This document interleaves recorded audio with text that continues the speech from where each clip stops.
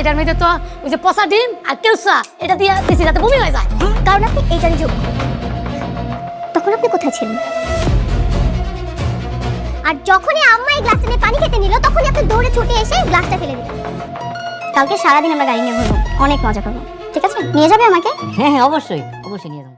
আসসালামু আলাইকুম বন্ধুরা। ভাবুন তো, একজন সাধারণ কাজের ছেলে অথচ সবাই তাকে কোটি কোটি টাকার সাম্রাজ্যের আসল উত্তরাধিকারী বলে দাবি করছে। সে নিজেও জানে না তার অতীত কী, কিন্তু তার স্মৃতির ভেতর লুকিয়ে আছে এমন এক গোপন রহস্য যার জন্য একের পর এক মানুষ জীবন বাজি রাখতে প্রস্তুত। তাহলে আজকের এপিসোডে কি কি ঘটতে চলেছে চলুন জেনে নেওয়া যাক।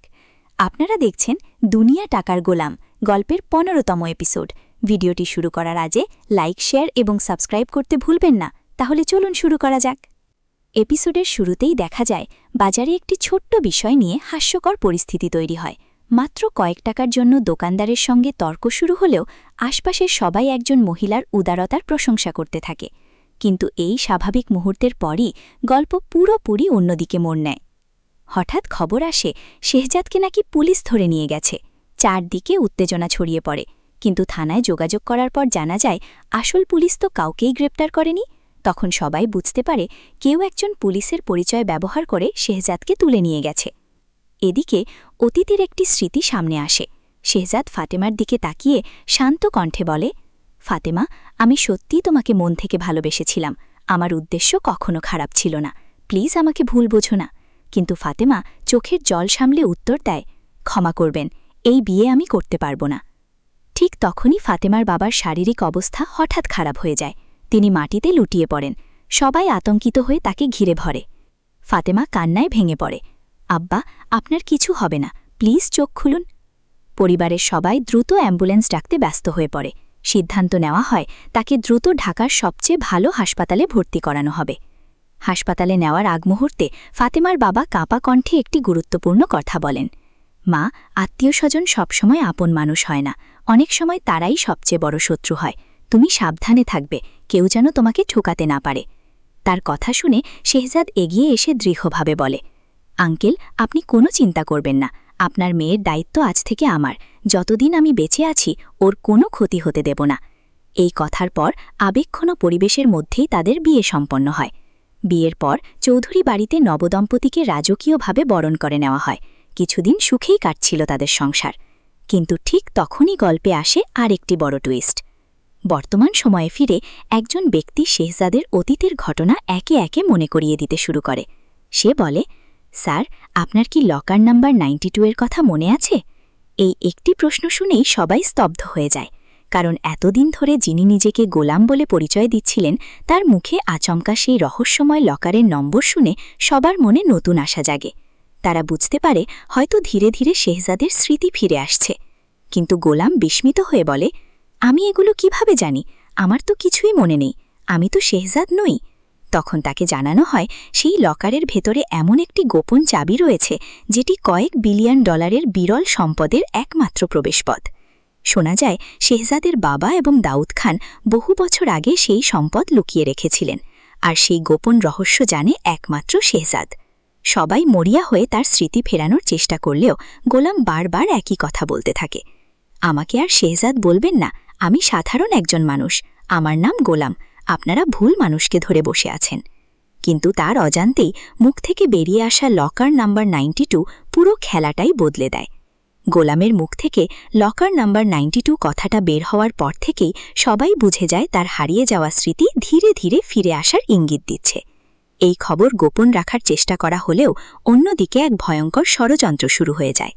গল্পের পরের দৃশ্যে দেখা যায় গোলাম বাড়ি ফিরে সবাইকে জানায় যে কিছু লোক পুলিশ সেজে তাকে তুলে নিয়ে গিয়েছিল। গোলাম বিরক্ত হয়ে বলে, আমি কতবার বললাম আমি শেহজাদ না, তারপরেও তারা বারবার একই কথা জিজ্ঞেস করছিল। মনে হচ্ছে সবাই আমাকে পাগল বানিয়ে ছাড়বে। ফাতেমা তাকে শান্ত করে বলে, আজ থেকে তুমি আর কোনো ঝুঁকি নেবে না, বাইরে গিয়ে কাউকে ভয় দেখানোরও দরকার নেই, সবাইকে শুধু বলবে তুমি গোলাম। গোলাম একটু হাসার চেষ্টা করে উত্তর দেয়, সবসময় চুপ থাকলে চলে না ভাবি, মাঝে মাঝে সাহস দেখাতেও হয়। ফাতেমা কঠিন কণ্ঠে বলে, অযথা সাহস দেখাতে গিয়ে যদি নিজের জীবনটাই হারাও তাহলে সেই সাহসের কোনো মূল্য নেই। এদিকে অন্য জায়গায় একজন গোপনে ফোন করে জানায় পুলিশের ছদ্মবেশে গোলামকে ধরে নিয়ে যাওয়ার পরিকল্পনা সফল হয়েছে। ফোনের ওপাশ থেকে প্রশ্ন আসে, কোনো লাভ হয়েছে? লোকটি উত্তেজিত হয়ে বলে, অনেক বড় লাভ হয়েছে ম্যাডাম, ওর মুখ থেকেই লকার নাম্বার 92 এর কথা বের হয়েছে। কিন্তু ম্যাডাম সঙ্গে সঙ্গে সতর্ক করে দেন, খবরদার এই খবর যেন কোনোভাবেই দাউদ খানের কানে না যায়। যদি সে বিষয়টা জানতে পারে তাহলে পরিস্থিতি আমাদের নিয়ন্ত্রণের বাইরে চলে যাবে। এরপর গল্পে আসে নতুন এক চরিত্র, রসাদ। সে সরাসরি দাউদ খানের লোকদের সঙ্গে দেখা করতে যায়। পাহারাদার তাকে থামিয়ে জিজ্ঞেস করে, তুই কে, কেন এসেছিস? রসাদ আত্মবিশ্বাসের সঙ্গে বলে, আমার দাউদ খানের সঙ্গে খুব জরুরি কথা আছে। লোকটি হেসে উত্তর দেয়, দাউদ খান কি এমন কেউ যার সঙ্গে যে কেউ ইচ্ছে করলেই দেখা করতে পারে? রসাদ শান্ত গলায় শুধু একটি কথাই বলে, আপনি শুধু গিয়ে বলুন লকার নাম্বার 92। এই একটি কথা শুনেই পাহারাদারের মুখের ভাব বদলে যায়। কিছুক্ষণ পর রসাদকে সরাসরি দাউদ খানের সামনে নিয়ে যাওয়া হয়। দাউদ খান গম্ভীর কণ্ঠে জিজ্ঞেস করে, লকার নাম্বার 92 সম্পর্কে তুমি কি জানো? রসাদ মুচকি হেসে বলে, আমি শুধু লকারের খবরই না, শেহজাদের ব্যাপারেও এমন তথ্য জানি যা আপনার পুরো খেলাটাই বদলে দিতে পারে। দাউদ খান কৌতূহলী হয়ে সামনে ঝুঁকে পারে, বলো তুমি কি চাও? রসাদের চোখে তখন ক্ষমতার লোভ স্পষ্ট। সে বলে, আমি টাকা চাই না, আমি চাই ক্ষমতা। আমাকে বাংলাদেশের আন্ডারওয়ার্ল্ডের কিং বানিয়ে দিন। বিনিময়ে আমি আপনাকে দুটো জিনিস এনে দেব, এক লকার নাম্বার 92 এর আসল ঠিকানা, দুই শেহজাদের শেষ খবর। দাউদ খান কিছুক্ষণ নীরব থেকে বলে, যদি সত্যিই তোমার কথা প্রমাণ করতে পারো তাহলে তোমার স্বপ্ন আমি পূরণ করব। রসাদের মুখে তখন বিজয়ের হাসি। সে মনে মনে ভাবতে থাকে, এবার সবাইকে হারিয়ে আমিই সবচেয়ে বড় খেলোয়াড় হব। কিন্তু সে জানে না তার এই লোভই ভবিষ্যতে তার জীবনের সবচেয়ে বড় বিপদ ডেকে আনতে চলেছে। এদিকে চৌধুরী বাড়ির ভেতরেও নতুন ষড়যন্ত্র শুরু হয়ে যায়। রসাদ বুঝে যায় যতদিন ফাতেমা গোলামের পাশে থাকবে ততদিন গোলামের কাছ থেকে কোনো গোপন তথ্য বের করা সম্ভব নয়। তাই সে মনে মনে ভয়ঙ্কর সিদ্ধান্ত নেয়, আগে ফাতেমাকে সরাতে হবে, তারপর গোলামকে নিজের মতো ব্যবহার করা অনেক সহজ হবে। এই সিদ্ধান্তের মাধ্যমেই শুরু হয় আরও বড় বিপদের কাউন্টডাউন। পরবর্তী অংশে দেখা যাবে কিভাবে এক গ্লাস পানিকে অস্ত্র বানিয়ে পুরো পরিবারকে ধ্বংস করার পরিকল্পনা করা হয়। এইভাবেই শেষ হলো আজকের ভিডিওটি। ভালো লাগলে অবশ্যই লাইক, শেয়ার এবং সাবস্ক্রাইব করতে ভুলবেন না। সামনে আরও বড় টুইস্ট অপেক্ষা করছে।